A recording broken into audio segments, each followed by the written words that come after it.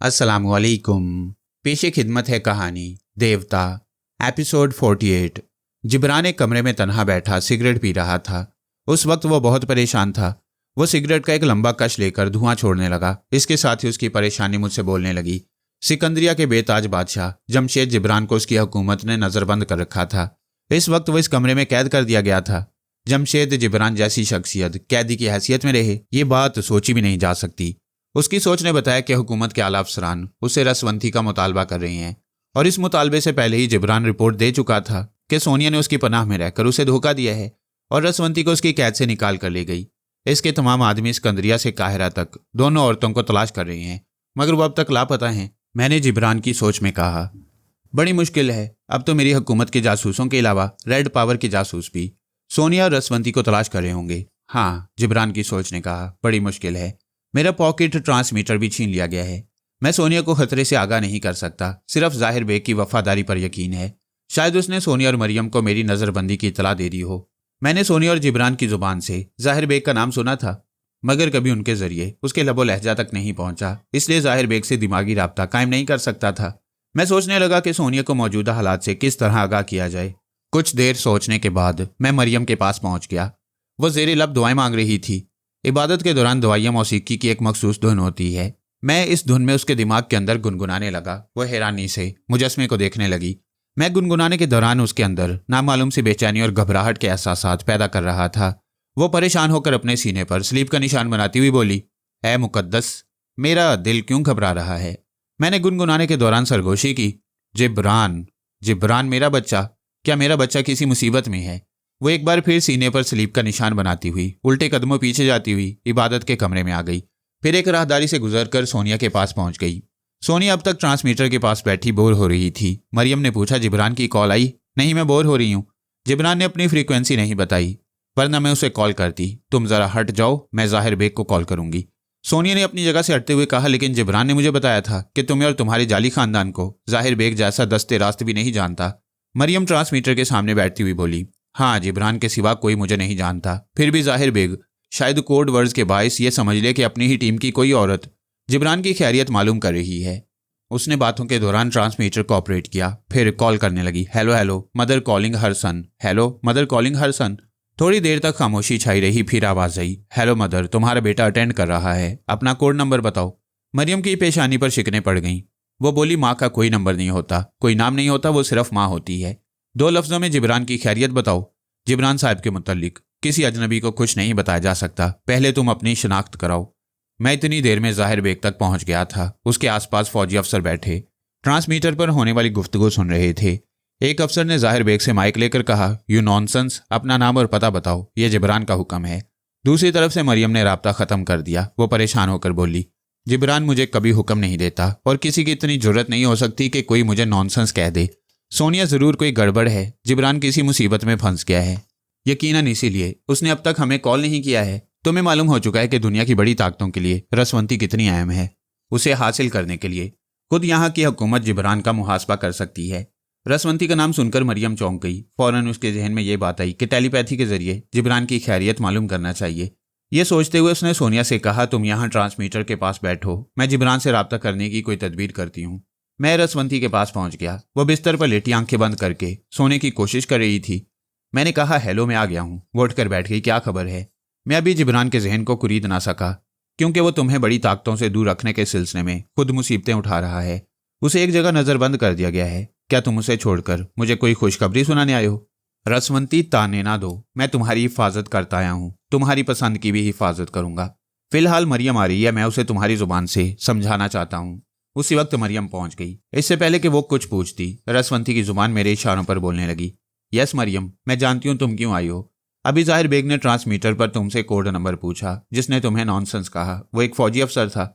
अब तुम्हारा शुबा दुरुस्त है कि जिब्रान पर मुसीबत आई है। मरियम ने फौरन ही आगे बढ़कर रसवंती के आगे घुटने टेक दिए। बेटी, मुझे बताओ, वो कहाँ है? खैरियत से तो है ना?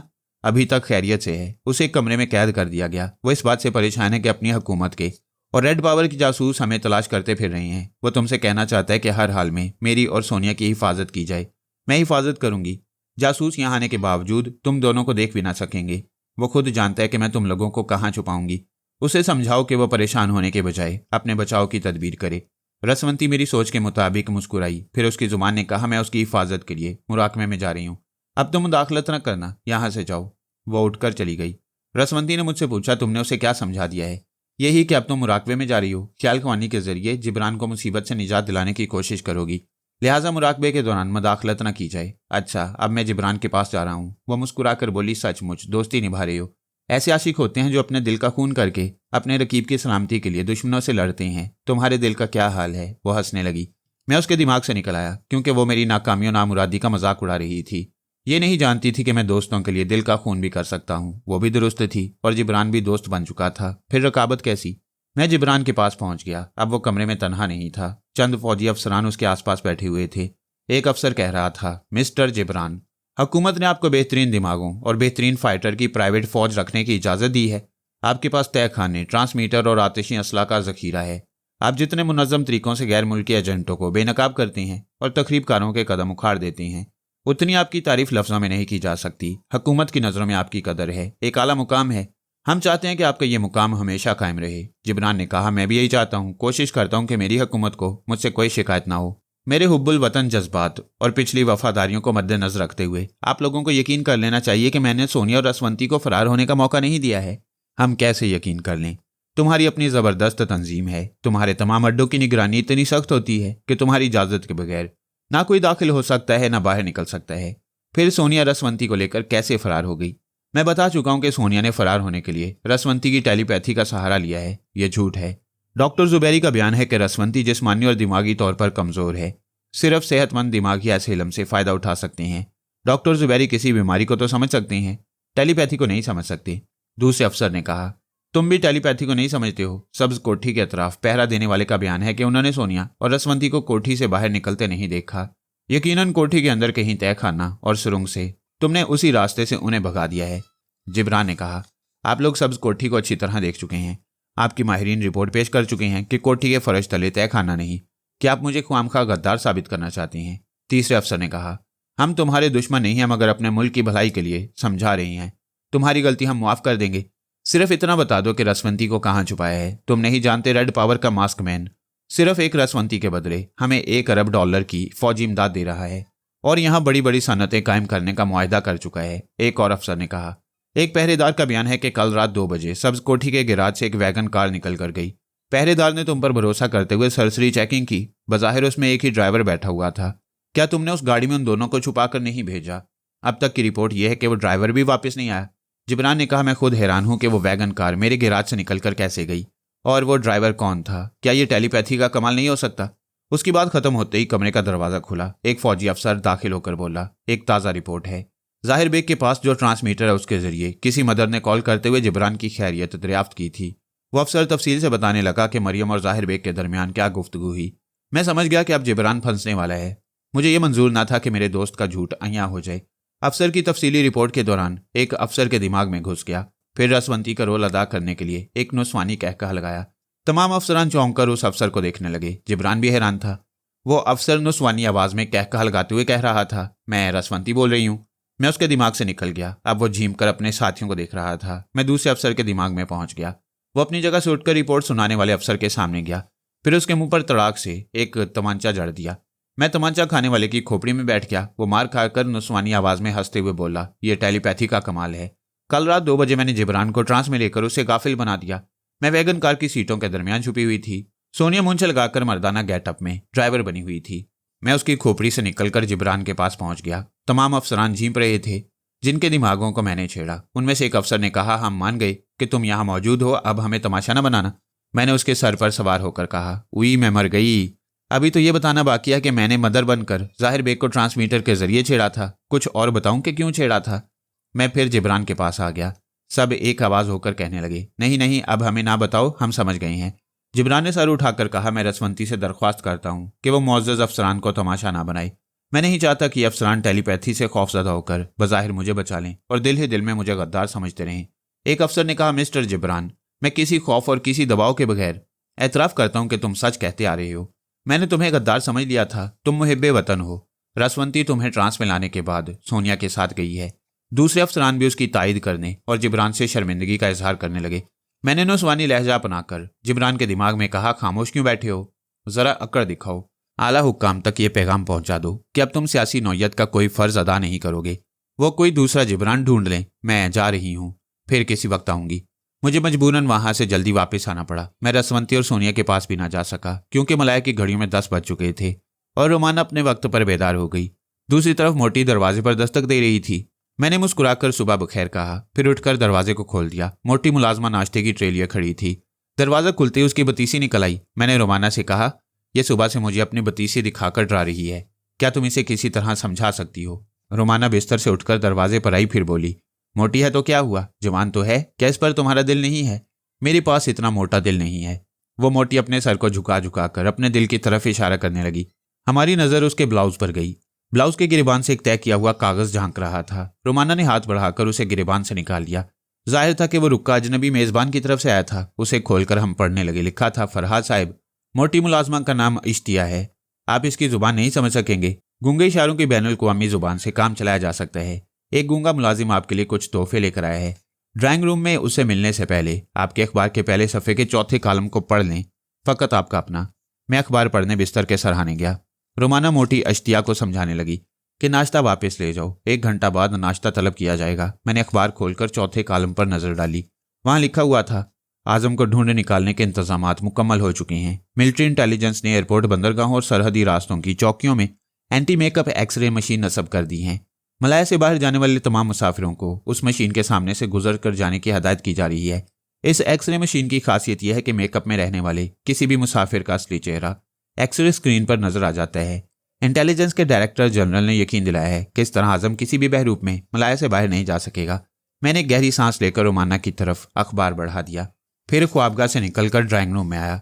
एक कद्यावर गूंगा जवान मुझे देखते ही अदब से खड़ा हो गया। गूंगे की सेहत काबिल रश्क थी। मैं गूंगे की आंखों में झांकने लगा। आंखें दिमागी सोच की अक्कासी होती हैं। मैं उसके दिमाग में पहुंच गया, मगर गूंगी सोचों की कोई जुबान, कोई लफ्ज और लहजा नहीं था। बहुत अरसा पहले के 2 गूंगे, शीतल और चीतल, याद आ गए। वो पाकिस्तान में मेरे दुश्मन बनकर आए थे, फिर वफादार गुलाम बन गए। बहरहाल उनकी सोचें भी लफ्जों से महरूम थीं। सिर्फ दिमाग की स्क्रीन पर तसव्वुर कायम होता।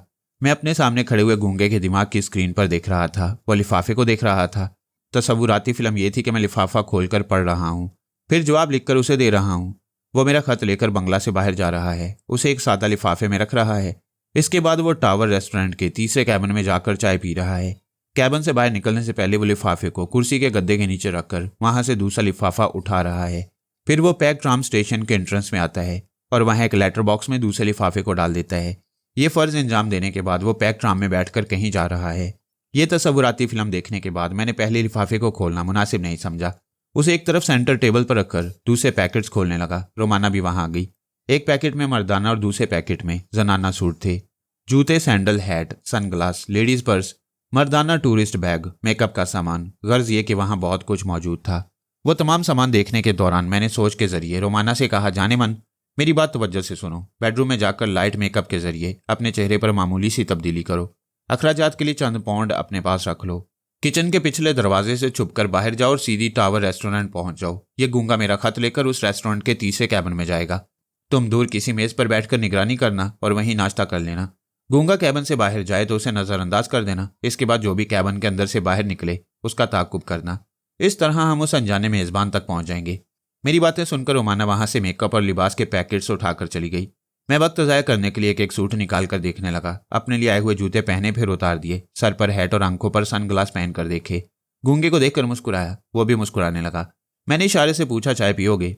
उसने बड़ी आजिजी से सर हिलाकर इनकार किया, फिर लिफाफे की तरफ इशारा करने लगा। मैं लिफाफा उठाकर खोलते हुए एक सोफे पर बैठ गया। रोमाना की सोच बता रही थी कि इतनी देर में उसने अपने चेहरे में काफ़ी तब्दीली कर ली है। नाक के नथनों में नन्ही सी स्प्रिंग फिट करने के बायस उसकी नाक चौड़ी और चपटी हो गई। गोरे और गुलाबी चेहरे पर सांवले रंग का मेकअप किया है। बालों का स्टाइल बदल दिया है। स्याह चश्मा और तिनकों का हैट पहनने के बाद कोई उसे पहचान ना सकेगा। मैंने मुतमईन होकर लिफाफे के अंदर से निकले हुए कागज को खोलकर पढ़ना शुरू किया, मगर वौंदे आ गया। मुझे कुछ और वक्त ज़ाया करने का मौका मिल गया। उसने माजरत चाही कि वो देर तक सोता रहा। मैंने नरमी से कहा, कोई बात नहीं, हम भी देर तक सोते रहे। अब तुम गुस्ल वगैरह से फारिग होकर नाश्ता करो, फिर पेनोंग वापस चले जाओ। वो चला गया। उसके जाने के बाद मैं खत पढ़ने लगा। मस्करी मेज़बान ने लिखा था, फरहाद साहब, आपने आज का अखबार पढ़ लिया होगा। अब आप समझ सकते हैं कि आपका मलाया से बाहर जाना तकरीबन नामुमकिन है। यहाँ की इंटेलिजेंस के अलावा रेड पावर और सुपर मास्टर के कुत्ते आपकी बू सूंघते फिर रहे हैं। आप पहली फुर्सत में अपने चेहरे में तब्दीली पैदा कर लें तो बेहतर होगा। एक बात अर्ज कर दूं, आप जैसे टेलीपैथी जानने वाले के लिए जो काम नामुमकिन है वो मैं अपने लिए मुमकिन बना लेता हूँ। मैं आपको आज रात मलाया से निकालकर बैंकॉक पहुंचा सकता हूँ। मेरा मशवरा है कि आप यहाँ से निकल जाएं। ये जगह ज्यादा पसंद हो तो कुछ अरसे बाद वापस आ जाएं। ऐसे वक्त जबकि मलाया की इंटेलिजेंस, मास्कमैन और सुपर मास्टर सभी आपको घेरना चाहते हैं तो आपका यहाँ रहना मुनासिब नहीं। वैसे आप समझदार हैं, सोच समझ कर जवाब दें। अगर बैंकॉक जाना पसंद करें तो बेडरूम के एक दराज में एक डायरी और एक बड़ी सी तस्वीर है। ये तस्वीर बैंकॉक के एक सरमायादार नौजवान शर्लॉक जूनियर की है। उसके मुतल्लिक तफसीली मालूमात डायरी में दर्ज हैं। शर्लॉक जूनियर का पासपोर्ट और वीज़ा बिल्कुल तैयार है। आप अपनी साथी हसीना के मुतल्लिक बताएं, क्या वो आपके साथ जाएगी? क्या उसे मास्कमैन और सुपर मास्टर पहचानते हैं? क्या उसके पास अपना पासपोर्ट है? अगर वो लड़की आपके लिए ज़रूरी हो तो उसे भी आपके साथ भेजने के इंतजाम किए जा सकते हैं। दूसरी सूरत में आपके लिए दूसरी हसीन लड़कियां फराहम कर दी जाएंगी। वो अनजाना मेज़बान इस खुशफहमी में मुब्तला था कि उसने मेरी कमज़ोरी को समझ लिया है। मुझे हसीन दो शीज़ाओं की इंदर सभा में पहुंचाकर खुश कर सकता है। वो नहीं जानता था कि मैं माजी में मास्टरों की तंजीम की कितनी ही हसीनाओं को ठुकरा चुका हूँ। किसी मकसद के लिए, दौलत के लिए बिकने वालियों को मैं इतने करीब नहीं आने देता। वो रुक्का पढ़ने के बाद मैंने गूंगे से इशारों में कहा, यहाँ इंतजार करो, मैं खत का जवाब लिख कर ला रहा हूँ। वो एक सोफे पर बैठ गया। मैं वहां से ख्वाबगाह में आया। रोमाना अपनी मुहिम पर रवाना हो चुकी थी। बारहा ऐसे मौके आते हैं कि मुझे सोनिया और रोमाना की बेख्तियार तारीफें करनी पड़ती हैं। वह सिर्फ दलेर और बेबाक ही नहीं, बेमिसाल जहनियत भी रखती थी। रोमाना ने अनजाने मेज़बान के भेजे हुए किसी भी लिबास को इस्तेमाल नहीं किया। इस तरह वो किसी की नज़रों में भी आ सकती थी। उसने अपने बैग से लिबास निकाल कर पहना। विग पहनने के बजाय बालों का स्टाइल बदल दिया। मुख्तसर ये कि वो इस तरह गई कि अनजाना मेज़बान या उसके आदमी अपनी भेजी हुई चीज़ों के जरिए उसे पहचान नहीं सकते थे। मैंने खत का जवाब लिखा, मेरे मस्करी मेज़बान, तुम जिस अंदाज में मेज़बानी कर रहे हो वह मज़ाक खेज है। बेलौस और पुरखुलूस दोस्त मुंह नहीं छुपाते। मैं तुम्हारी मेज़बानी को कबूल कर रहा हूँ, मगर तुम्हारी दोस्ती मेरे नज़दीक दुश्मनी से बहुत ज़्यादा खतरनाक है। दुश्मन के मशवरों के पीछे उनका अपना कोई मुफाद छुपा होता है। तुमने मुझे बैंकॉक जाने का मशवरा दिया है। मैं इसलिए जाने पर मजबूर हूँ कि यहाँ कदम कदम पर मेरे लिए पहरे बिठा दिए गए हैं। मैं शर्लॉक जूनियर के रूप में अपनी मौजूदा हसीन साथी के साथ बैंकॉक जाऊँगा। अगर तुम मेरी दोस्ती के ख्वाहां हो तो सामने आ जाओ, वरना तुम्हारा यह तरीक़ेकार तुम्हें महंगा पड़ेगा। फ़कत फरहाद। मैं खत लिखकर ड्राइंग रूम में आया। गूंगा मुझे देखते उठकर खड़ा हो गया। मैंने वो खत उसे दे दिया। वो पलट कर जाने लगा। अचानक ही ड्राइंग रूम का दरवाज़ा खुला। एक शख्स तेजी से अंदर आया। उसके हाथ में एक तय किया हुआ कागज़ था। उसने वो कागज़ मेरी तरफ बढ़ा दिया। मैंने उसे लेकर पढ़ा। अजनबी मेज़बान ने लिखा था, मिस्टर फरहाद, अभी अभी इतला मिली है कि रेड पावर के एक बॉस ने चियांग प्लाजा पर काबिज होने वाले सुपर मास्टर के तमाम मातियतों को चैलेंज किया है कि आज अंधेरा होने से पहले वो चियांग प्लाजा को खाली कर दें, वरना उस इमारत में से कोई जिंदा वापस नहीं आएगा। मैं आपको ये इत्तला इसलिए दे रहा हूँ कि मादाम जहरीली बेहद हसीन है। आपने उसे चियांग प्लाजा की फातेह बनाया है। ऐसा ना हो कि आपकी एक पसंद को वहाँ नुकसान पहुँचे। वैसे आप जो मुनासिब समझें करें। मैंने अपना फ़र्ज अदा कर दिया, फ़कत आपका अपना। मैंने वो खत लाने वाले की आंखों में झांक कर देखा। उसने नजरें झुका लीं। वो भी गूंगा था। मैं एक सोफे पर बैठकर मूना जहरीली के पास पहुंच गया। वो गुस्ल वगैरह से फारिग होकर लिबास तब्दील करने के बाद नाश्ता करने बैठ रही थी। मैंने कहा, हेलो मूना। वो चौंक कर खड़ी हो गई। एक हाथ से अपने सर को थामकर खला में घूरने लगी। उसकी सोच ने कहा, शायद फरहाद मुझे मुखातिब कर रहा है। मैंने कहा, हाँ, मैं तुमसे मुखातिब हूँ। तुम्हें अखबारात से पता चल गया होगा कि कितने मुनज़्ज़म तरीकों से मुझे तलाश किया जा रहा है। मैं बहुत मसरूफ़ हूँ, इसलिए तुमसे राब्ता कायम ना कर सका। अभी पता चला है कि चियांग प्लाजा में तुम्हारे साथियों को किसी बॉस ने धमकी दी है। क्या ये दुरुस्त है? हाँ, हमसे कहा गया कि शाम तक हम ये इमारत खाली कर दें, वरना यहाँ से कोई जिंदा सलामत बाहर नहीं निकल सकेगा। मैं तुम्हें बहुत याद कर रही थी। ये धमकी सुनने के बाद बेचैनी और बढ़ गई कि तुम्हें कैसे तलाश करूं। फिक्र ना करो, मैं अभी मालूम करता हूं कि रेड पावर का बॉस तुम्हारे खिलाफ क्या करना चाहता है। आराम से नाश्ता करो। रेड पावर के इक़दामात का पता चलाने के लिए मैंने चियांग शिका से दिमागी राब्ता कायम किया।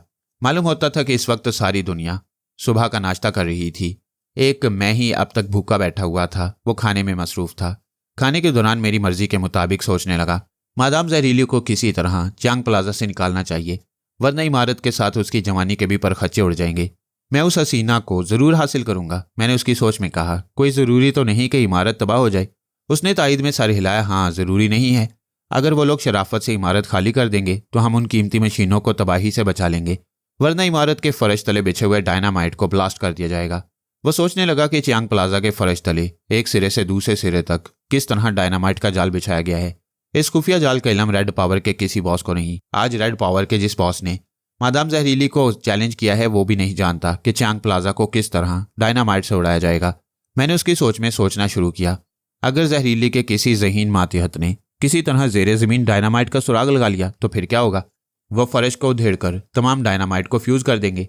वो अपना सर खुजाते हुए सोचने लगा, ये मैं क्या सोच रहा हूँ? वहां फर्श को उधेड़ते ही तबाही शुरू हो जाएगी। नॉनसेंस, ये मैं कैसी फजूल बातें सोच रहा हूँ। मैंने डायनामाइट के मुतल्लिक उसे मजीद सोचने पर मजबूर नहीं किया। इतनी ही मालूमात काफ़ी थी कि चांग प्लाजा की तह में डायनामाइट का जाल बिछा हुआ है और फर्श का प्लास्टर कुछ ऐसा है कि उसे छेड़ते ही डायनामाइट के धमाके शुरू हो जाएंगे। ये मालूमात मैंने मोना तक पहुंचा दी। वो परेशान होकर बोली, ओह फरहाद, तुम फरिश्ता रहमत हो। तुम ना होते तो यहाँ हम सब इसी गुरूर में मारे जाते कि इमारत के बाहर से हमले होंगे और हम उन हमलों को पसपा कर देंगे। हाँ, अब हमला ज़ेरे ज़मीन से होगा। तमाम दिफाई कोशिशें बेकार होंगी। फरहाद, तुम बहुत कुछ कर सकते हो। तुम्हारे लिए कोई काम नामुमकिन नहीं। नहीं मोना, सिर्फ खुदावंद करीम की ज़ात ऐसी है जो नामुमकिन को मुमकिन बना देती है। मेरा ज़ाती तजुर्बा है कि तमाम दिमागों की तह तक पहुँचने के बावजूद मैं एक बेबस और मजबूर बंदा हूँ। कोई दुश्मन किसी वक्त भी गाफिल पाकर मुझे कत्ल कर सकता है। कोई बीमारी मुझे दीमक की तरह चाट सकती है। फिर यह कि मैं नफ्स का गुलाम हूँ। सोनिया दुरुस्त कहती है कि किसी दिन कोई औरत मुझे अपनी जवानी की चुटकी में मसल डालेगी। और बुनियादी बात यह है कि जिस दिमाग से मैं टेलीपैथी का मुजाहरा करता हूँ उसी दिमाग को आवारगी से रोक नहीं सकता, एक पुरसुकून घर नहीं बना सकता। दुनिया के एक सिरे से दूसरे सिरे तक भागता ही रहता हूँ। ऐसा क्यों होता है? मैं कब तक भटकता रहूँगा मैं समझ नहीं सकता। शायद कुदरत मुझे ललचा रही है। कहने का मकसद यह है कि फरहाद मजबूर और बेबस है। टेलीपैथी के जरिए नामुमकिन को मुमकिन नहीं बनाया जा सकता। तो फिर मुझे बताओ मैं क्या करूं? किसी बहाने इस इमारत से चली जाओ।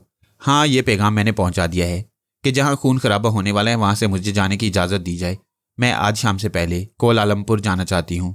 मैं तुम्हें बता चुकी हूँ कि सुपर मास्टर मुझ पर मेहरबान रहता है। मुझे इजाज़त मिल जाएगी। फिर ठीक है, अब मुझे इत्मीनान रहेगा कि तुम महफूज हो।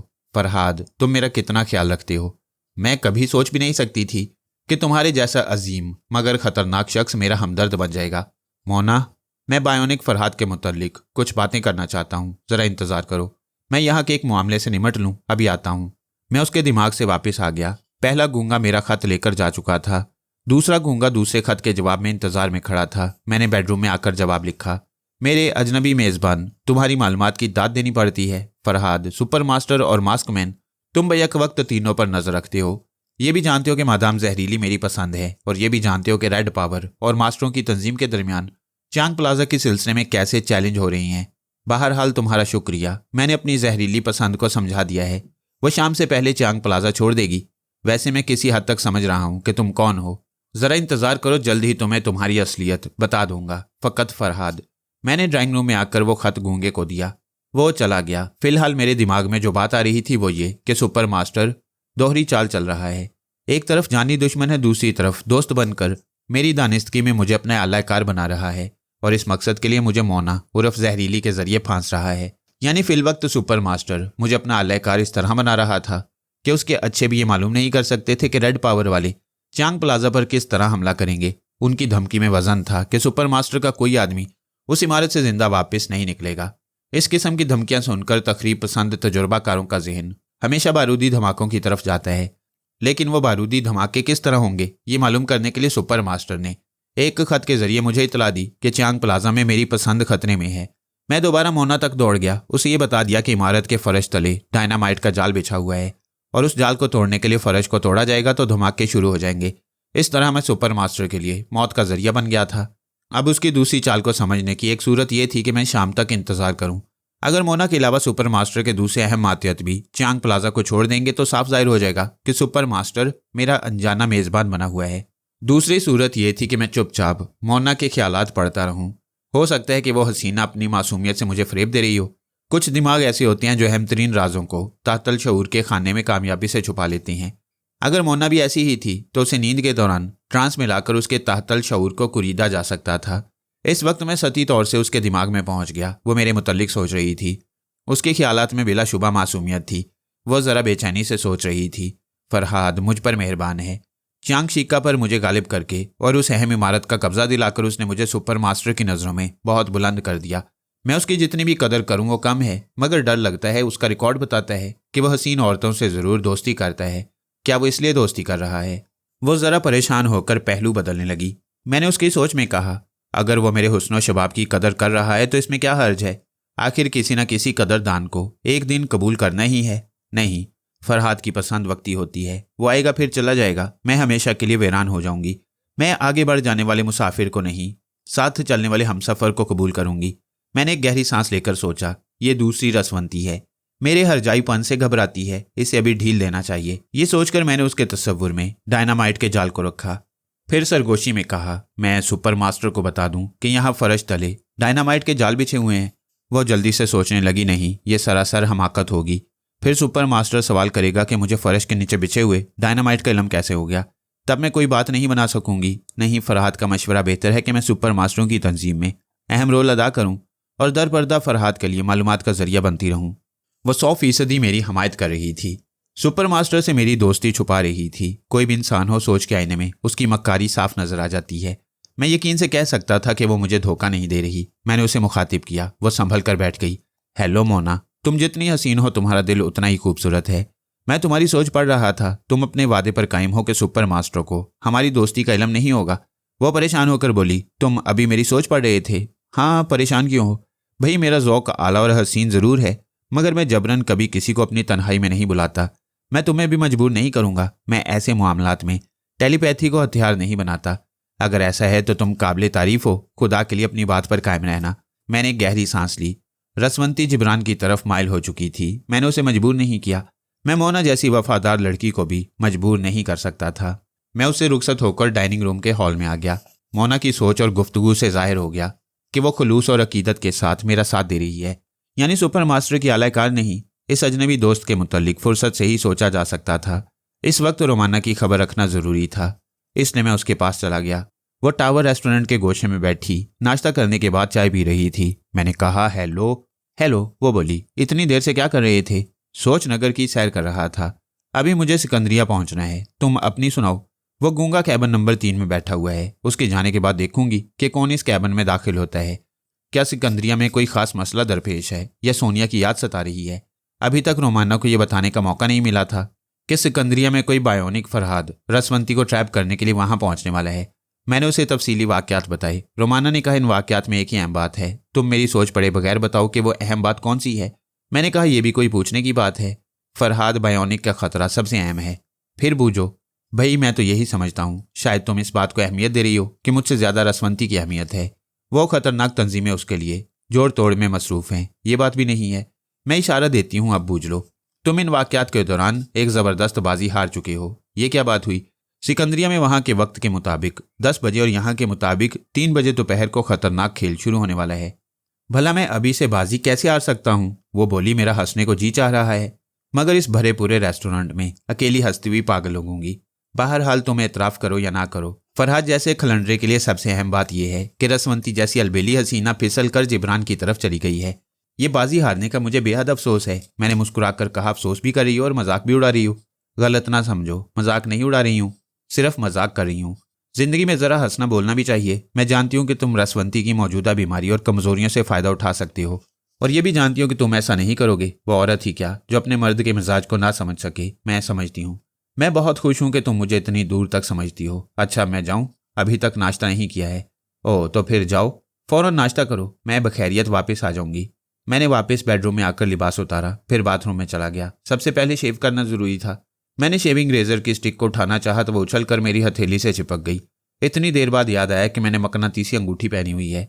अगरचे अंगूठी के ऊपरी मकनातीस को घुमाकर मैं हथेली की तरफ ले आया था। इस तरह कोई फौलादी चीज़ मुतासिर नहीं हो सकती थी। ताहम किसी फौलादी चीज़ को पकड़ने के लिए हाथ बढ़ाया जाए तो ऐसे वक्त मकनातीस का अमल लाजमी हो जाता। मैंने शेविंग स्टिक को खींच कर अलग किया, मुट्ठी बांधकर ख्वाबगाह में आया। फिर अपनी अंगूठी को तकिए के नीचे रखने के बाद गुसल खाने में वापस चला गया।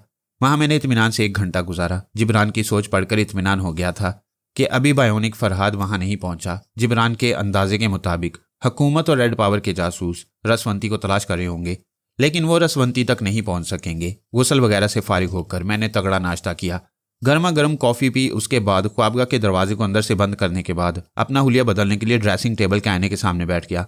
टेबल के एक दराज को खोलकर शर्लक जूनियर की तस्वीर और डायरी निकाली। तस्वीर बता रही थी कि वो अच्छा, खूबसूरत और स्मार्ट नौजवान है। मैं डायरी खोलकर पढ़ने लगा। शर्लक बहुत बड़ा सरमायादार था। बैंकॉक और सिंगापुर में उसकी आलीशान कोठियां, नए नए मॉडल की कारें और दुनिया के मुख्तलिफ ममालिक में अरबों रुपए का बैंक बैलेंस था। उसके कद और जिसामत की पैमाइश ऐन मेरे मुताबिक थी। उम्र 36 बरस। उसका बाप शर्लक सीनियर लंदन से आकर वहां आबाद हो गया। वह ईसाई था, मगर उसका बेटा शर्लक जूनियर बुद्ध मजहब की तरफ माइल था। मैं डायरी को छोड़कर तस्वीर को देखने लगा। तस्वीर की आंखें मुझे शर्लक जूनियर के जहन तक पहुंचाने लगी। वह मुझसे 3 मील दूर कोलालमपुर की शाहराहों पर कार ड्राइव कर रहा था और उसके साथ वाली सीट पर एक मुकामी लड़की बैठी हुई मुस्कुराकर पूछ रही थी कि आज मेरी खातिर एक रात के लिए रुक नहीं सकते? तुम्हारी खातिर मैं यहाँ आया हूँ और तुम्हारी आगोश में यहीं मर सकता हूँ, मगर तुम जानती हो मेरा एक चार्टर्ड तैयारा है और यहाँ के इंटेलिजेंस की तरफ से जाती तैयारा रखने वालों को नोटिस जारी किया गया है कि वो शाम होने से पहले एयरपोर्ट से अपने तैयारे उड़ा कर ले जाएं।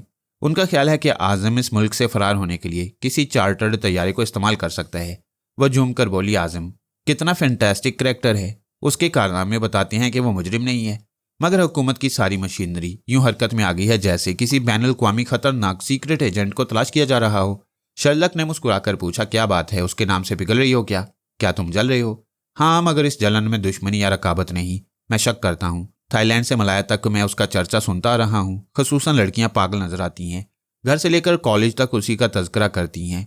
वो बोली, मुझे यूं लगता है कि फार ईस्ट की तमाम लड़कियां सिर्फ उसके ख्वाब देखने के लिए सोती हैं। खुद मेरे पर्स में अखबार से तराशी हुई उसकी तस्वीर रखी हुई है। ऐसे ही किसी ने पर्स में उसकी तस्वीर छुपाई होगी। शर्लक हंसने लगा। वो कमबख्त देखते ही देखते नाजुक ख्यालों का आइडियल बन गया है। आज तो बाजारों में वाटर कलर और ऑयल कलर से बनाई हुई इसकी तस्वीरें फरोख्त हो रही थीं। सच पूछो तो वो मेरा भी आइडियल है। कहीं वो मिल जाए तो मैं उसे हर कीमत पर दोस्त बना लूंगा। हाय शर्लॉक, कितना मजा आएगा। मैं करीब से उसे देखना चाहती हूँ।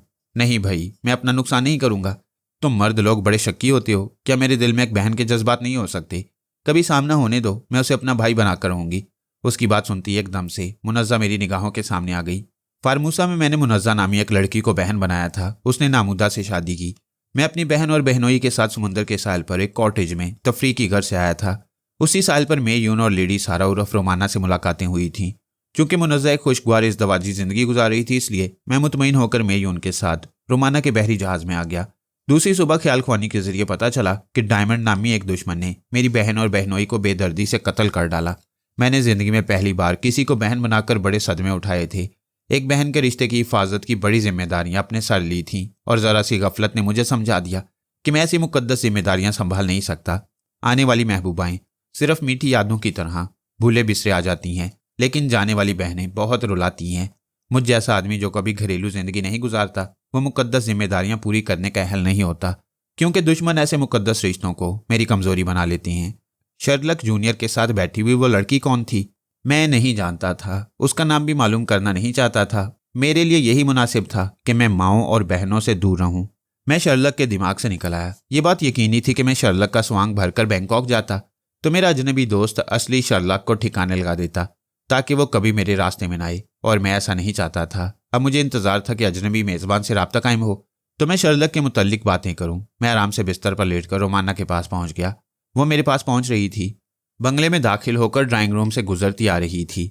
फिर उसने ख्वाबगाह के दरवाजे पर दस्तक दी। मैंने मकनातीसी अंगूठी को उंगली के गिर्द घुमाकर बिस्तर पर लेटे ही लेटे अपना हाथ दरवाजे की सिमत बढ़ा दिया। मेरे अंदाजे के मुताबिक दरवाजा 10 फुट के फासले पर था। ऊपर चढ़ी हुई चिटखनी अंगूठी के दायरे कशिश में आ गई। खट की हल्की आवाज के साथ चिटखनी सीधी हो गई। मैंने हाथ जरा नीचे किया, वो नीचे आ गई। मैंने आवाज दी, दरवाजा खुला है, आ जाओ। वह दरवाजा खोलकर अंदर आई। फिर उसने हैरत से एक बार मुझे और दूसरी बार दरवाजे को देखा। फिर पूछा, तुम बिस्तर पर लेटे हो, फिर ये कैसे खुल गया? मैंने कहा, मेरे और दरवाजे के दरमियान से हट जाओ, अभी बताता हूँ।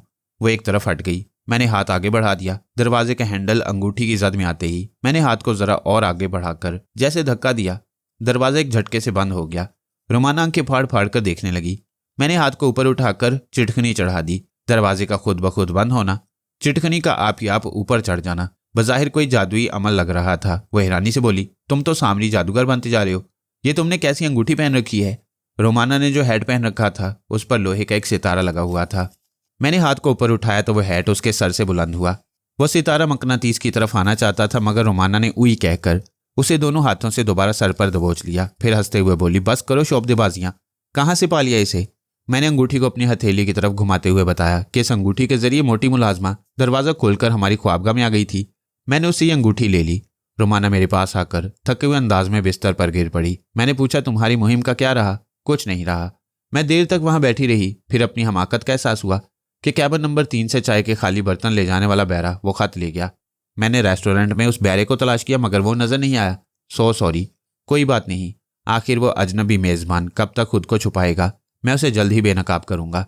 वो मेरी तरफ करवट बदल कर बोली, ये मस्करापन समझ में नहीं आया। सुपर मास्टर ऐसा जिंदा दिल नहीं, वो पहली फुर्सत में तुम्हें गोली मार देना चाहता था। मैंने कहा हाँ, अभी सुपर मास्टर की तमाम दिलचस्पियां रसवंती सी हैं।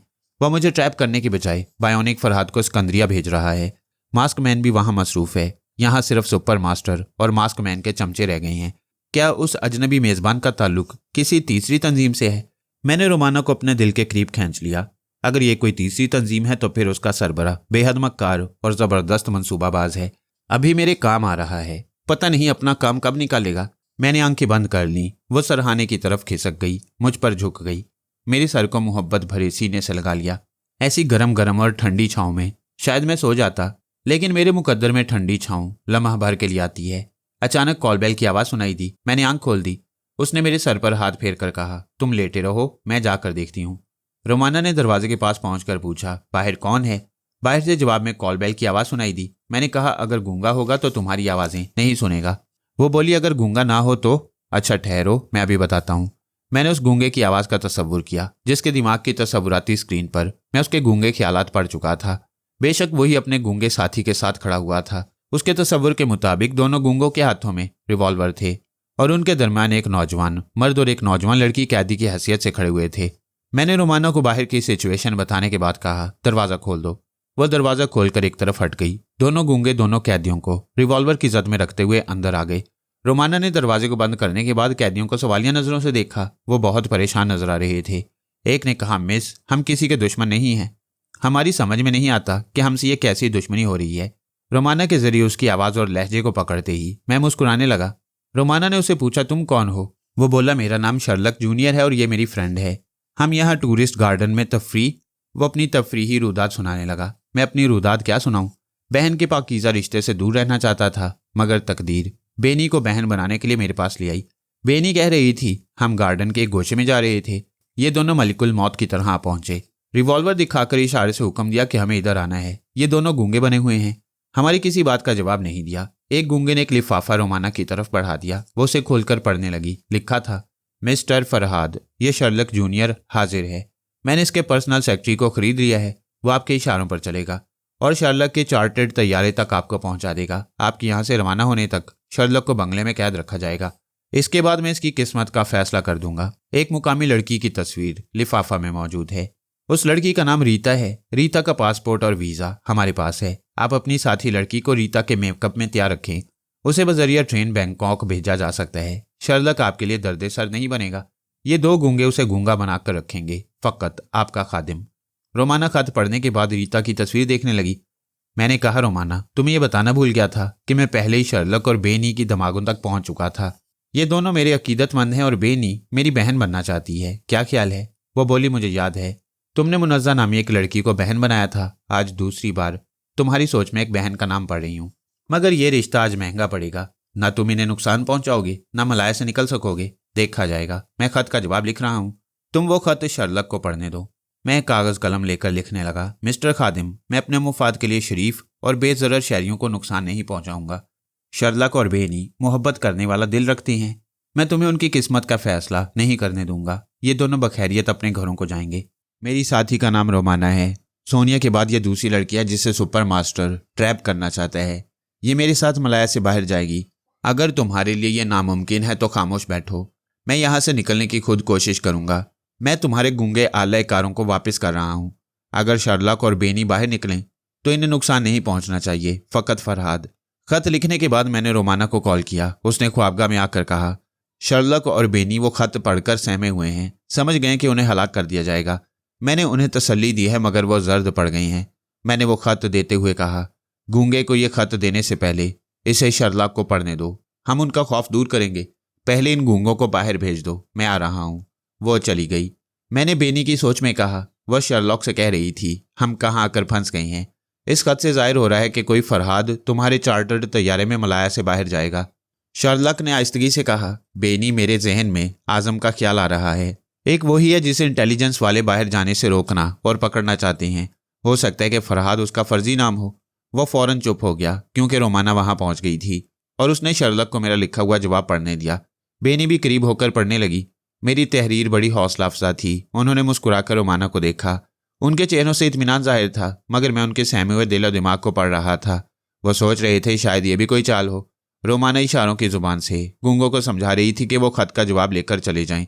एक गूंगे ने जाहिर किया कि वो कैदियों की निगरानी के लिए वहां रहेंगे। रोमाना ने इनकार में सर हिलाया, उन्हें समझाया कि उनकी निगरानी की जरूरत नहीं, सारी बातें खत में लिख दी गई हैं। शायद हमारे अजनबी मेज़बान ने उन्हें समझा दिया था कि वो हमारी नाफरमानी ना करें, इसलिए वो वापस चले गए। मैंने रोमाना से कहा अपने पर्स से रिवॉल्वर निकालकर शार्लॉक को दे दो, उनका खौफ दूर हो जाएगा।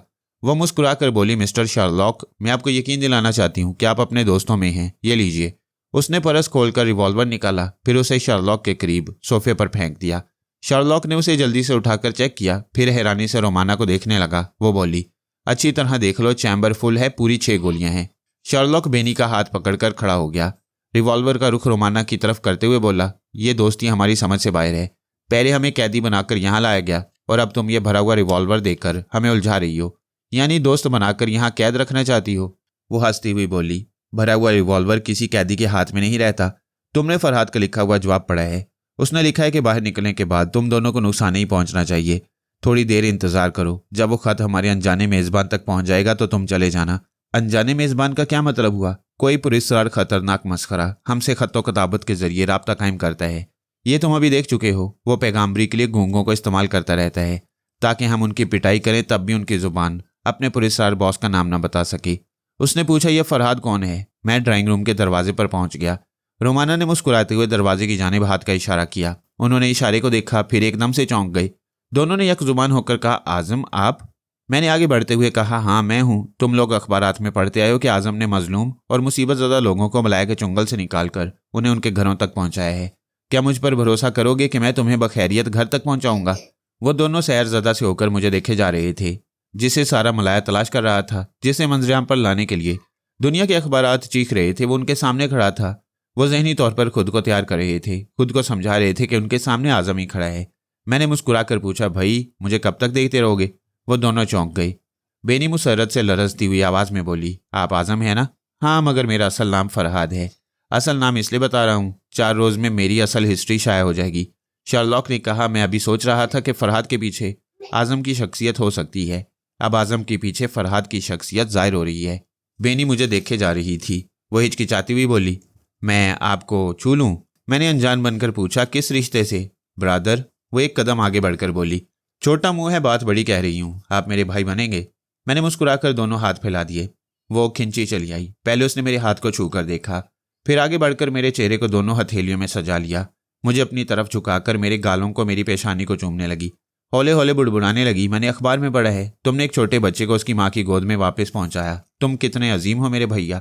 आओ मैं तुम्हें अपनी गोद में छुपा लूँ, तुम्हें किसी की नजर न लगने दूं। कैसा प्यार था, कैसी पाकीज़गी थी। मैं बेनी के आगे पिघल कर रह गया। रोमाना मुस्कुराकर बोली, शार्लॉक तुम फौरन ही मुझे बहन बना लो, क्योंकि जहां तकद्दुस और एतमाद होता है वहां रिवॉल्वर की जरूरत बाकी नहीं रहती। शार्लॉक ने रिवॉल्वर को सोफे पर फेंककर रोमाना के हाथ को थाम लिया। मैं सच कहता हूं, जो खुशी मुझे आज मिल रही है उसे मैं अपनी सारी दौलत के बदले कभी हासिल नहीं कर सकता। दौलत से कभी कोई सच्ची खुशी खरीद नहीं सकता। रोमाना ने मुस्कुराकर कहा, यह खुशी सिर्फ दिल के शहर में मिलती है। वो दोनों एक सोफे पर बैठ गए। मैंने मोटी अश्तिया को कॉफ़ी लाने के लिए कहा, फिर बेनी के साथ एक सोफे पर बैठ गया। वो बोली, भाई आप छुपना क्यों पसंद करती हैं? आप पब्लिक में आए। मैं सारी दुनिया को बताना चाहती हूँ कि आप मेरे भाई हैं। मैं तुम्हारे जज्बात समझता हूँ। तुम सारी दुनिया के सामने फख्र करना चाहती हो। तुम जहाँ जाओगी औरतें तुम पर रश्क करेंगी, मेरे साथ देखकर हसद करेंगी। अगर कोई हासिद औरत बर्दाश्त ना कर सकी तो तुम्हें कच्चा चबा जाएगी। रोमाना और शार्लॉक हंसने लगे। फिर शार्लॉक ने पूछा, वाकई आप रूपोश क्यों हैं? मैंने रोमाना से सोच के जरिए पूछा, क्या ख्याल है, इन्हें सच बता दूं? हाँ, उधर आजम सिकंदरिया से शबाना के पास अनकरा पहुंचेगा तो हकीकत खुल जाएगी कि तुम फरहाद हो। यूं भी सुपर मास्टर और मास्कमैन तुम्हारी शख्सियत को छुपने नहीं देंगे। मैंने रोमाना की तायद की, फिर उन्हें बताना शुरू किया कि दुनिया की 2 बड़ी ताकतें मेरी दोस्त भी हैं और बदतरीन दुश्मन भी, और ये महज इसलिए कि मैं टेलीपैथी जानता हूँ। वाकई? वो दोनों मुझे हैरानी से देखने लगे। इश्तिया ने कॉफ़ी की ट्रे लाकर रख दी। मैंने कहा, जब तुम शार्लॉक के साथ कार में बैठी हुई थी तब मैंने तुम दोनों के ख्यालात पढ़ लिए थे। मैं बताने लगा कि उन दोनों के दरमियान क्या गुफ्तगू हुई थी। वो आंखें फाड़ फाड़ कर मुझे देख रहे थे, जैसे कोई माफूकुल फितरत हस्ती उनकी निगाहों के सामने हो। मैंने शर्लॉक से कहा, तुम कोई बात सोचो, मैं बता दूंगा। उसने सोचा मेरी तो खोपड़ी घूम रही है, इस वक्त कॉफी के चंद घूंट सहारा दे सकती हैं। मैंने रोमाना से कहा, भाई शर्लॉक को जल्दी से कॉफी पिलाओ, इनकी खोपड़ी घूम रही है। वो एकदम से उछलकर बोला, बाय गॉड, मैं यही सोच रहा था। मैंने बेनी को देखा, फिर कहा, तुम सोच रही हो मैं अपने भाई पर जितना भी इतना हूं कम है, खुदा ने मुझे कितना बड़ा इनाम दिया है। वो हंसती हुई मेरे बाजू से लग गई। मैं आपको नहीं छोड़ूंगी, अपने घर ले जाऊंगी। हम कॉफी पीने लगे। नहीं बेनी, यहाँ मेरे लिए कदम कदम पर पहरे लगा दिए गए हैं। मेरे साथ कुछ वक्त गुजारना चाहती हो तो बैंकॉक चलो। बेनी ने सवालिया नजरों से शर्लॉक को देखा। वो हिचकिचाते हुए बोला, मैं बेनी को वहां नहीं ले जा सकता, हमने यहाँ चोरी छुपे शादी की है। वह कॉफी की खाली प्याली मेज पर रखते हुए बोला, असल बात यह है कि बेनी के प्यार ने मुझे बुद्ध मजहब की तरफ माइल कर दिया। मेरे डैडी कट्टर ईसाई थे। उन्होंने मरने से पहले वसीयत लिख दी थी कि मैं बदस्तूर ईसाई रहूंगा और उनके दोस्त की बेटी जूलिया से शादी करूंगा, तो उनकी सारी दौलत और जायदाद मेरे नाम मुंतकिल हो जाएगी, वरना मुझे सिर्फ बैंकॉक की जायदाद और उनके वसी कारोबार का सिर्फ 25% मुनाफा मिलेगा। मैंने पूछा, क्या तुम्हारे डैडी का वकील और जूलिया के खानदान वाले बेनी को जानते हैं? हाँ, हमारा रोमांस वहाँ बहुत मशहूर हो गया था, इसलिए मैंने बेनी के लिए यहाँ कोठी खरीदी, उसके आराम व आसाइश के इंतजामात किए, फिर चुपचाप शादी कर ली। अब ये बात खुलेगी तो मैं तमाम दौलत और जायदाद से महरूम हो जाऊंगा। तो फिर क्या सोचा है? दौलत और जायदाद के लिए जूलिया से शादी करना पड़ेगी। शर्लॉक ने बेनी को देखा। वह जवाबन आंखें दिखाकर बोली, जरा शादी के लिए हाँ कहो, अपनी जान दे दूंगी। वह हंसते हुए बोला, इस मामले में हम कई बार झगड़ा कर चुके हैं, अब बेहतर है कि फरहाद साहब पर फैसला छोड़ दें। वो खुश होकर बोली, अब तो फैसला मेरे ही हक में होगा, कोई भाई अपनी बहन का नुकसान नहीं चाहता। मैंने कहा, हाँ, चूंकि बहन की जिंदगी बहनोई से वाबस्ता होती है, इसलिए बहनोई का भी नुकसान नहीं चाहता। हैं? बेनी परेशान हो गई। मैंने उसके सर पर हाथ रखकर कहा, तुम्हारी कोई सौकन नहीं आएगी और इंशाल्लाह शर्लॉक तमाम दौलत और जायदाद का मालिक बनेगा। तुम मेरे साथ बैंकॉक चलोगी। वो खुशी से उछल पड़ी, मेरे बाजू से लिपट गई। मैंने कहा, मुझे थोड़ी देर के लिए इजाजत दो, मैं जरा सिकंदरिया जा रहा हूँ। सिकंदरिया? हाँ, 1 आध घंटे में वापस आ जाऊंगा। 1 आध घंटे में? दोनों के मुंह हैरत से खुल गए। रुमाना ने कहा, फरहाद तुम जाओ, मैं इन्हें समझा दूंगी। मैं अपनी जगह से उठते हुए बोला, तुम तीनों इस मसले पर गौर करो कि हम किस तरह बैंकॉक जा सकती हैं, मैं अभी आ जाऊंगा। मैं ख्वाबगाह में आ गया। अभी सिकंदरिया के वक्त के मुताबिक 10 बजने में 10 मिनट बाकी थे, जबकि यहाँ दोपहर के 3 बज रहे थे। मैं फोम के मुलायम बिस्तर पर आराम से बैठकर जिब्रान के पास पहुंच गया। वो एयरपोर्ट की इमारत की एक बालकनी में दूरबीन लिए बैठा था। उसके आसपास वजारत खारजा का चीफ सेक्रेटरी और 2 फौजी अफसर बैठे बातें कर रहे थे। उनकी बातों से पता चला कि त्यारा आधा घंटा लेट है, अभी जरा फुर्सत थी। मैंने जिब्रान के ज़हन में रसवंती के तस्वुर को बेदार किया। वो बड़े प्यार से उसके मुतल्लिक सोचने लगा। अपने दिमाग की स्क्रीन पर उसका सरापा देखने लगा। उसकी सोच बता रही थी कि रसवंती से पहले उसकी ज़िंदगी में सिर्फ एक लड़की आई थी। 2 बरस तक दोस्ती निभाने के बाद वह बीमार रहकर अस्पताल में मर गई। जिब्रान औरतों से कतराता था, उनसे मोहतात रहता, लेकिन रसवंती ने आकर फिर एक बार उसके दिल में प्यार भरी धड़कनें पैदा कर दी थीं। मुझे जिब्रान की पाकीज़गी पर बड़ा प्यार आया। बेशक रसवंती के लिए मैं भी पागल था, मगर ऐसे बेशकीमत हीरे की कन्नी पर एक पागल से ज्यादा एक पाकबाज का हक था। रसवंती भी यही चाहती थी कि उसका महबूब या होने वाला जीवन साथी सिर्फ उसी का परिस्तार हो, मेरी तरह इधर उधर दिल ना फेंकता हो। मैंने रसवंती के लहजे में जिब्रान को मुखातिब किया, हेलो जिब्रान। वह चौंक कर इधर उधर देखने लगा। एक फौजी अफसर ने पूछा, क्या बात है? वो रसवंती मुझे मुखातिब कर रही है। तमाम अफसरान अपनी अपनी कुर्सियों पर सीधे होकर बैठ गए। सबकी निगाहें पूछ रही थी, क्या कह रही है? जिब्रान ने उन्हें खामोश रहने का इशारा किया, फिर दिमाग के रिसीवर पर सुनने लगा। मैंने कहा, जाओ, मैं नहीं बोलती, तुमने तो सबको खबर कर दी। मैं क्या करूं? तुमने अचानक मुखातिब किया तो मैं चौंक पड़ा। एक अफसर ने पूछा, कुछ हमें भी बताओ, क्या कह रही है? वो बोला, प्लीज जरा खामोश रहें, मैं अभी बताऊंगा। हाँ रसवंती, मैं कह रहा था। मैंने कता कलामी की, जुबान से कहना जरूरी नहीं, सिर्फ सोच के जरिए गुफ्तगू करो। उसकी सोच ने पूछा, क्या तुम मेरी सोच को पढ़ रही हो? हाँ, बहुत देर से पढ़ रही हूँ। तुम मेरे तस्वुर में क्यों देख रहे थे? मैं क्या करूं, दिल के हाथों मजबूर हूं। रसवंती, क्या तुम अपने दिल में मुझे थोड़ी सी जगह दोगी? पहली नजर में मोहब्बत करने वालों की चाहत देर पा नहीं होती। सोचूंगी कि तुम मेरे हमसफर बन सकते हो या नहीं। मैं बन सकता हूं, मैं साबित कर दूंगा। तुम मुझे किसी तरह भी आजमा लो। क्या तुम मेरी हिंदी जुबान सीखोगे? हाँ, जरूर सीखूंगा। मैं अंग्रेजी नहीं जानती। अभी एक अंग्रेज लड़की को ट्रांस में लेकर तुमसे बातें कर रही हूँ। अच्छा, वो कैसे? तुम नहीं समझोगे। ये टेलीपैथी की एक तकनीक है। बस समझ लो कि मैं हमेशा इस जुबान में तुमसे बातें करूंगी। अच्छा, आज ही से मैं हिंदुस्तानी ट्यूटर रखकर तुम्हारी जुबान सीखना शुरू कर दूंगा। उसकी बातों के दौरान एक अफसर ने दूसरे अफसर से कहा, जिब्रान बहुत खुश नजर आ रहा है, शायद वो दोस्त बन रही है। जिब्रान ने पूछा, मैं इन उल्लू के पट्टों को क्या जवाब दूं? इन्हें कह में इतला दो कि अभी फ्लाइट से नकली फरहाद आ रहा है। नकली फरहाद? वो जोर से बोल पड़ा। हाँ, फॉर ईस्ट के अखबारात देखो, पता चल जाएगा कि असली फरहाद आजम के नाम से मलाया में मौजूद है।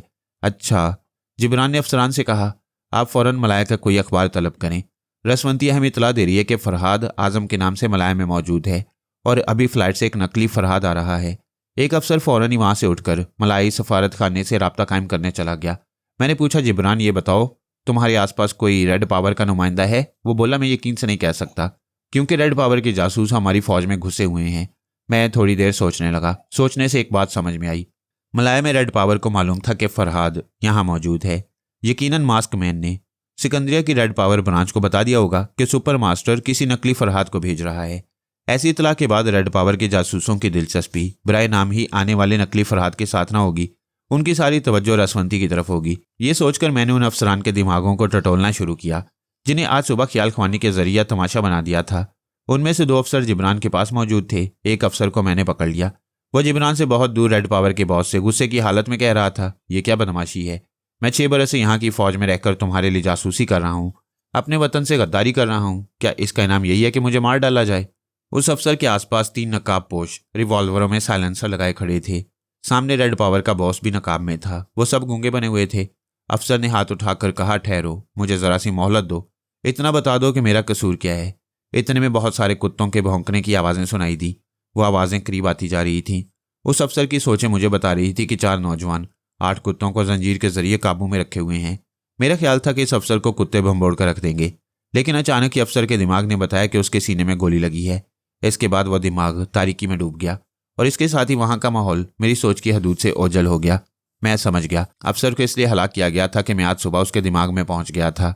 वो लोग यही समझ रहे थे कि रसवंती इस अफसर के जरिए रेड पावर के दूसरे लोगों को ट्रैप करेगी। यही सोचकर उस अफसर के दिमाग को हमेशा के लिए सुला दिया गया। मैं जिब्रान के पास पहुंच गया। मुझसे कुछ पहले तैयारा वहां पहुंच गया। मुसाफिरों को उतारने के लिए सीढ़ी लगाई जा रही थी। जिब्रान ने आंखों से दूरबीन लगाई। वो सोच रहा था, अब उस नकली फरहाद से क्या लेना है? सिर्फ ये देखना है कि सुपर मास्टर उस फरहाद के जरिए सोनिया और रसवंती तक कैसे पहुंचना चाहता है। मैंने उसे मुखातिब किया, हेलो जिब्रान, मैं ज़रा दूसरी मालूमात के लिए चली गई थी। ये बताओ, तुम्हारे जासूस नकली फरहाद की निगरानी करेंगे?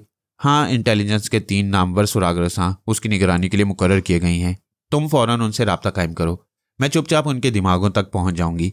जिब्रान ने अपने पास बैठे हुए अफसर से कहा, आप जरा अपने आदमियों से रब्ता कायम करें, हमें मालूम होना चाहिए कि वो मुस्ताद हैं या नहीं।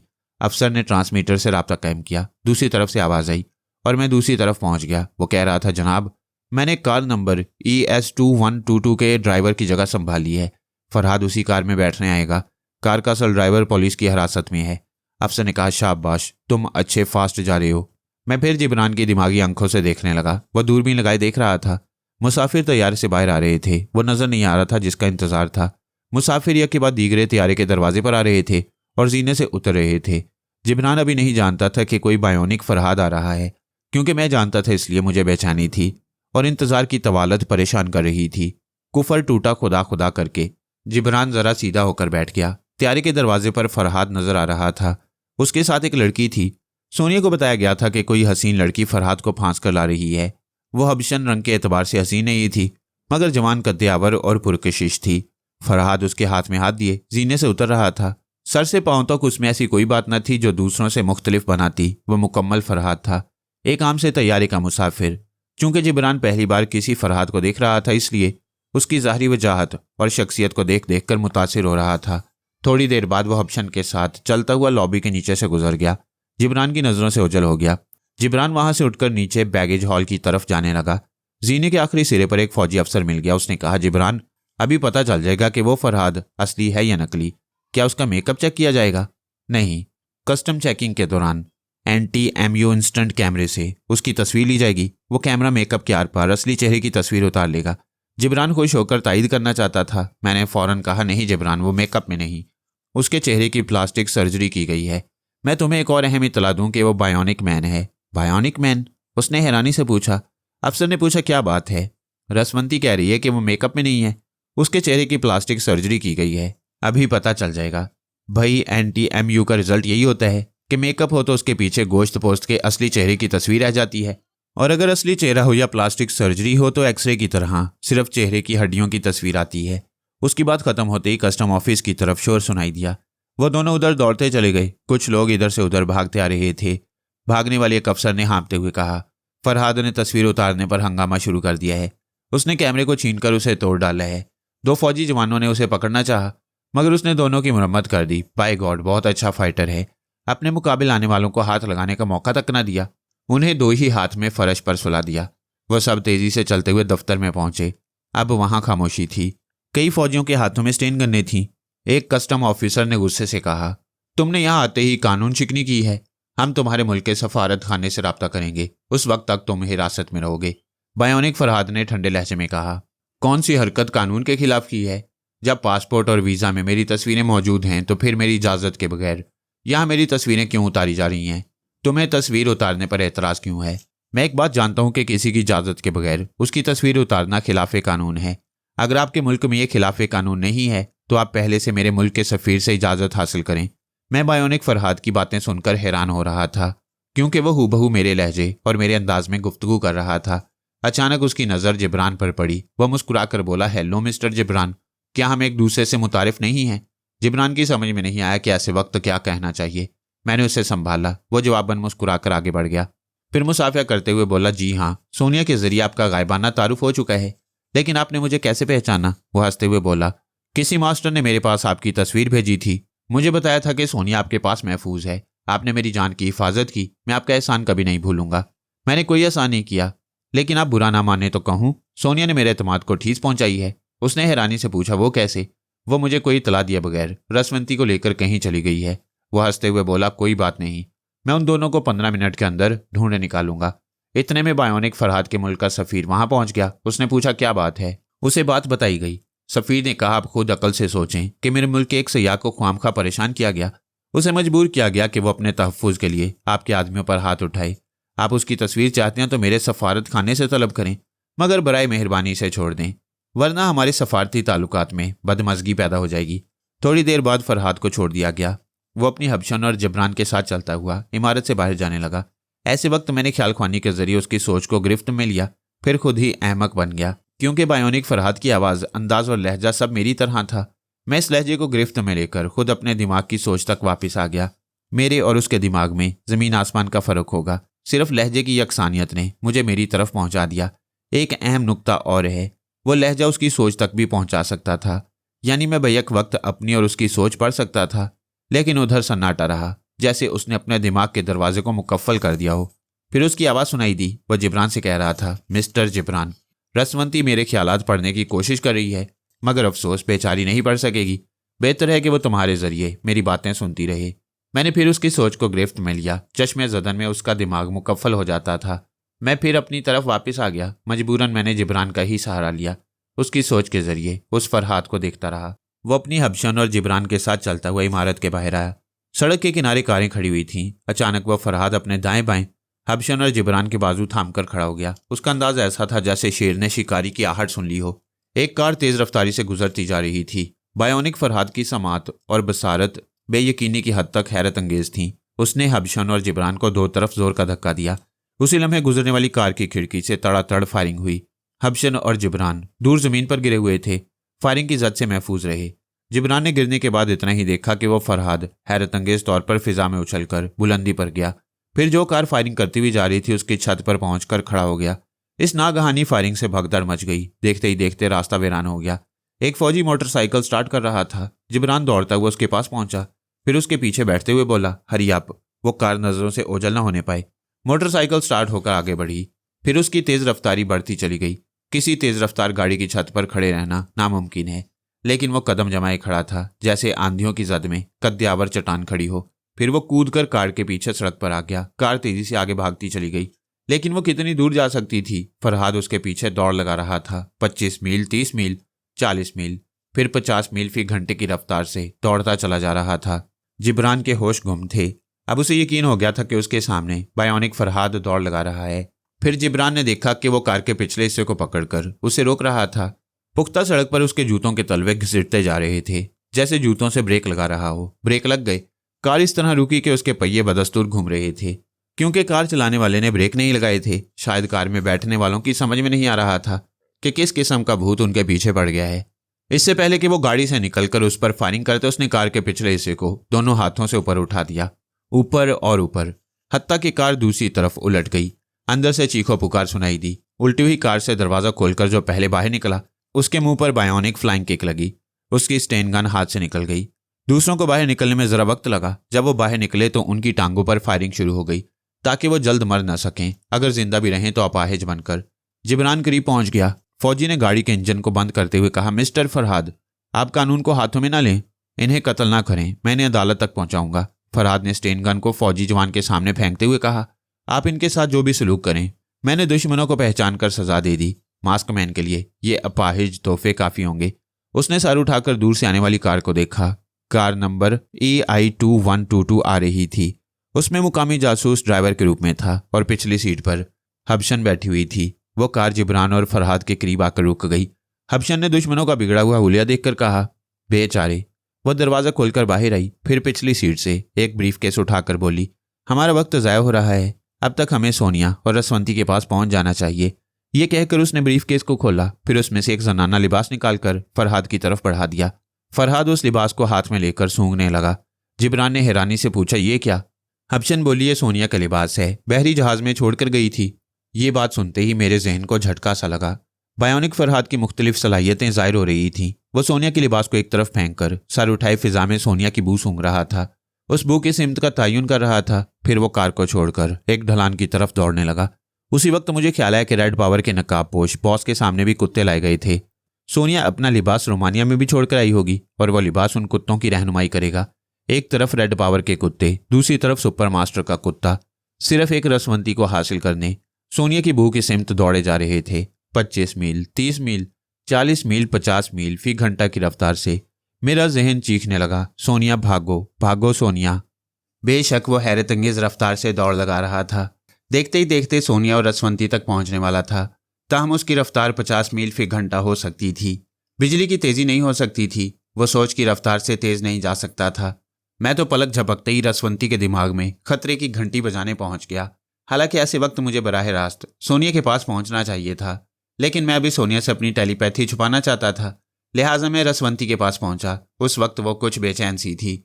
उसकी बेचैनी को कुरीदने का मौका नहीं था। मैंने फौरन उसे मुखातिब किया, हेलो रसवंती, फौरन उठो। सोनिया को बताओ कि मास्टर का बायोनिक मैन और रेड पावर के कुत्ते सोनिया की बू सूंघते हुए वहां पहुंचने ही वाले हैं। वह बिस्तर से उछलकर खड़ी हो गई, फिर जरा परेशानी से बोली, लेकिन फरहाद, सोनिया पूछेगी कि मुझे ये इतला कैसे मिली। मजबूरी है, तुम कह देना कि तुम्हारी टेलीपैथी की सलाहियतें वापस आ गई हैं। फिर वो मुझसे बिदक जाएगी और ज्यादा दुश्मन बन जाएगी, मुझे मार डालने का मंसूबा बनाएगी और मैं गफलत में मारी जाऊंगी। फिक्र ना करो, मैं तुम्हारे साथ रहूंगा।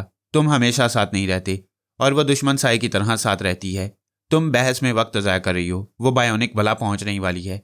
वो नहीं चाहती थी मगर हालात से मजबूर होकर सोनिया के पास पहुंच गई। फिर बगैर किसी तमहीद के बोली, सोनिया, मेरी टेलीपैथी की सलाहियतें वापस आ गई हैं।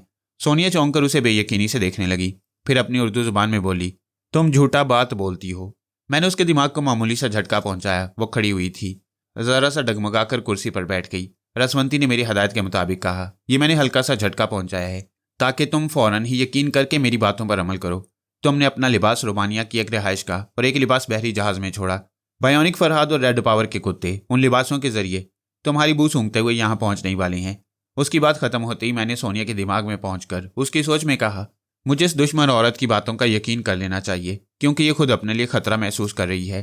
तन्हा कहीं भाग कर नहीं जा सकती, या भी मेरी मदद की मोहताज है, इसलिए मुझे खतरे से आगाह कर रही है। बहरहाल मुझे फौरन ही फरहाद की तकनीक इस्तेमाल करनी चाहिए। इस सोच के साथ ही सोनिया ने मरियम को आवाज़ दी। मरियम के आते उसने बताया कि कुत्ते उसकी बू सूंघते आ रही हैं, लिहाजा घर में जितनी खुशबू की बोतलें हैं उसके सामने फौरन हाजिर की जाएं। मैंने सोनिया की इस प्लानिंग पर इत्मीनान की सांस ली। फिलहाल खतरात के टल जाने की उम्मीद पैदा हो गई थी। मैंने उसकी सोच में उसे समझाया कि उसके जितने इस्तेमाल शुदा कपड़े हैं उन्हें फ़ौरन अच्छी तरह धो दिया जाए या उन पर खुशबू छिड़कती जाए ताकि बदन के पसीने की बू खत्म हो जाए। सोनिया जो इकदामात कर रही थी मैंने उनके मुतल्लिक रसवंती को बताया। वो बोली, अब सोनिया टेलीपैथी के मुतल्लिक मुझसे तरह तरह के सवालात करेगी। मैंने पूछा, मसलन वो चाहेगी कि मैं सोच के जरिए तुम्हारा पता लगाऊं। कोई बात नहीं, मेरे मुतल्लिक मन घड़त बातें बता देना, मगर वो बातें अखबारी तलात के मुताबिक होनी चाहिए। मसलन ये कि मैं मलाया में हूँ, सुपर मास्टर मास्क मैन और वहाँ की इंटेलिजेंस वाले मुझे तलाश कर रहे हैं और मैं एक शख्स के बहरूप में बैंकॉक जा रहा हूँ। ये तो अखबारी तलात हुई। रसवंती ने चोट की। मन घड़त बातों में तुम्हारे साथ किसी लड़की का जिक्र होना चाहिए, क्योंकि सोनिया तुम्हें शराफत का पुतला नहीं समझती है। भाई, तुम्हारे लिए मैं शरीफ बन गया हूँ। हाँ, अंगूर ना मिलने पर, एक लुमड़ी ने इसी तरह शराफत से उसे खट्टा समझ लिया था, यानी मेरी शराफत पर भी ताने। कोई बात नहीं, अभी मैं बहस नहीं कर सकता। बायोनिक बला को देखने जा रहा हूँ, खुदा तुम्हें अकल दे, तुम पर आशिक होने वाली अकल ना दे। वो कुछ और भी कहती, मैं उसके दिमाग से निकल आया। बायोनिक फरहाद के दिमाग तक पहुंचने का मसला मैं पहले बयान कर चुका हूँ। इस सिलसिला की दो अहम बातें मैं फिर अर्ज कर दूं। एक तो उसकी आवाज़ और लहजा बिल्कुल मेरे जैसा था, ज़रा बराबर फ़र्क ना था, इसलिए इस लहजा को गिरफ्त में लेकर मैं खुद अपने दिमाग और अपनी सोच की तरफ वापस आ जाता। दूसरी बात यह कि एक बायोनिक शख्स का सनती दिमाग अभी समझ में नहीं आया था। वह दिमाग समात और बसारत का हैरत अंगेज नमूना था। इस दिमाग में कुछ ऐसी सनाई भी की गई थी कि टेलीपैथी की लहरों को महसूस करते ही वह दिमाग लॉक्ड हो जाता, फिर खतरे का अलार्म उसे मोहतात कर देता। हर हाल में उस बायोनिक मैन के पास बराह रास्त नहीं पहुंच सकता था, इसलिए मैं जिब्रान के पास पहुंचा। वो शहर की तरफ वापस जा रहा था। उसकी सोच ने बताया कि जब बायोनिक फरहाद बू सूंघने के बाद एक सिमत भागता चला गया तो जिब्रान ने हबशन से कहा, तुम्हारे पास कार है, हमें फरहाद साहब के पीछे जाना चाहिए। हबशन ने जवाब दिया, तुम फरहाद की फिक्र ना करो और मैं किसी अजनबी के साथ कार में सफ़र नहीं करूंगी। ड्राइवर, गाड़ी आगे बढ़ाओ। वो बड़ी बेरुखी से जिब्रान को छोड़कर अपनी कार में चली गई। जिब्रान ने उसे जाने दिया। एक तो उसके लिए हबशन और बायोनिक फरहाद को उनके मुल्क के सफ़ीर की पुश्तपनाही हासिल थी, दूसरा ये कि जिब्रान के एक ज़हीन जासूस ड्राइवर के रूप में हबशन के साथ मौजूद था। उसे उस जासूस के जरिए इतलात मिलती रहती। हबशन की आवाज़ और उसका लहजा मेरे जहन में महफूज था। मैं उसके सहारे उस काली हसीना के दिमाग में पहुंच गया। कार एक तरफ आहिस्ता आहिस्ता जा रही थी। वह पिछली सीट पर बैठी हुई थी। उसकी गोद में एक बालिश्त का टीवी रखा हुआ था। उसकी स्क्रीन पर बायोनिक फरहाद कहीं दूर दौड़ता हुआ नजर आ रहा था। उसके सर पर एक फौलादी टोपी थी। हबशन की सोच ने समझाया कि उस फौलादी टोपी के साथ एक ऐसा नन्हा सा कैमरा है जो बायोनिक मैन की तस्वीर और उसके माहौल को टीवी स्क्रीन तक नशर करता है। मैंने रसवंती के लहजा में जिब्रान को मुखातिब किया, हेलो जिब्रान, अपने फौजी अफसरान को फ़ौरन इतला दो कि वो टीवी सेट ऑन करके मुख्तलिफ चैनल को आजमाएं। मुझे यकीन है कि वो बायोनिक फरहाद स्क्रीन पर नजर आएगा। क्या वाकई? उसने हैरानी से पूछा। हाँ, देर ना करो। वो शहर की हदूद में पहुंच गया था। अब मेरी हदायत के मुताबिक एक टेलीफोन बूथ की तरफ जा रहा था। मैं हबशन के पास वापस आ गया। अब वो परेशान नजर आ रही थी क्योंकि स्क्रीन पर बायोनिक फरहाद भी कुछ परेशान सा था। एक जगह खड़े होकर चारों तरफ सूंघ रहा था और उसे अपनी मतलूबा बू नहीं मिल रही थी। अगर मैं रेड पावर के उन गूंगे जवानों तक पहुंच सकता जो कुत्तों को सोनिया की तरफ ले जा रहे थे तो मैं वहां भी यही तमाशा देख सकता था, यानी उनके कुत्ते भी दौड़ते दौड़ते अचानक थम गए होंगे और मतलूबा बू को तलाश करने की नाकाम कोशिशें कर रहे होंगे। मैंने टीवी स्क्रीन पर बायोनिक मैन की आवाज़ सुनी। मेरी आवाज़ मेरे ही लहजा था। उसने हबशन को उसके नाम से मुखातिब किया, मानसूरी री, तुम समझ गई हो कि सोनिया मोहतात हो गई है। मानसूरी री ने टीवी का एक माइक ऑन करने के बाद कहा, हाँ समझ रही हूँ। साबका रिकॉर्ड के मुताबिक एक बार फरहाद ने खुशबू में गुम हो जाने की तदबीर की थी। सोनिया उस तदबीर पर अमल कर रही है। वो बोला हमें इंतज़ार करना होगा। वो 24 घंटे खुशबू में बसी नहीं रहेगी। हाँ, अब या तब वो खुशबू से बाहर आएगी। एक बात है, क्या खुशबू का तज्जिया किया जाए? कुछ हासिल नहीं होगा। तुम वक्त से पहले कैसे कह सकते हो? देखो, इस वक्त सिकंदरिया और उसके मुजाफात में बेशुमार लोगों ने खुशबू लगाई होगी। शनील, यूडिकुलोन, प्रोफेसी, इवनिंग इन पेरिस और बहुत सी खुशबुओं का तज्जिया तुम कर सकते हो कि तुम्हारे आसपास मीलों दूर तक कौन सी खुशबू कितने हिस्से तक है और ऐसी कौन सी खुशबू है जो बार बार लगाने के बायस वक्फा से फिर ताज़ा और शदीद हो जाती है। बायोनिक मैन ने तायद में सर हिलाकर कहा, मैं ऐसा कर सकता हूँ, मगर मैं तुम्हें यह बताना भूल गया कि एयरपोर्ट में रसवंती ने मेरे दिमाग तक पहुँचने की कोशिश की थी। नाकाम होने के बाद अब वह तुम्हारी सोच के जरिए मुझे देख रही होगी। मैं जितनी खुशबुओं का तज्जिया करूंगा वो मेरे अमल को समझती रहेगी और सोनिया को बताती रहेगी। अब वो कुछ नहीं बता सकेगी। मैं तुमसे राब्ता ख़त्म कर रही हूँ। तुम्हारा राब्ता अब दूसरी ब्रांच से रहेगा। मानसूरी री ने कोई जवाब सुने बगैर राब्ता ख़त्म कर दिया। टीवी को ऑफ करके उसे एक चमकीले गुलाफ में छुपाया। अब वो टीवी के बजाय लेडीज़ पर्स नजर आ रहा था। वो पर्स को अपने करीब सीट पर रखकर मुस्कुराती हुई बोली, हेलो रसवंती, अब तुम्हारा बाप भी मेरे फरहाद तक नहीं पहुंच सकेगा। अगर मेरी बातें सुन रही हो तो मेरा मशवरा मान लो। मेरे फरहाद को ना दौड़ाओ, हमारी दोस्त बन जाओ। यकीन करो, तुम सुपर मास्टर के ताउन से सारी दुनिया पर हुकूमत कर सकोगी। मेरा जी चाहता था कि मानसूरी री से बातें करूं, लेकिन उसे सुलझन में मुब्तला रखना बेहतर था कि वाकई रसवंती ने बायोनिक फरहाद तक पहुंचने के लिए उसे वास्ता बनाया था या नहीं।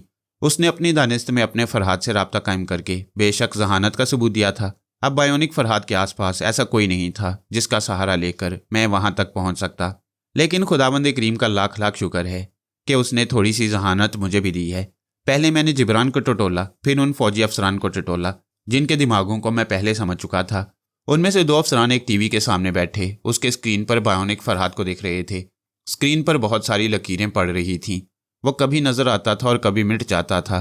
उसके साउंड सिस्टम में भी यही गड़बड़ पैदा हो रही थी। ये परेशानी की बात थी। बायोनिक मैन तक पहुंचने में नाकामी होती तो वो खुशबुओं का तज्जिया करने के बाद सोनिया तक पहुंच जाता।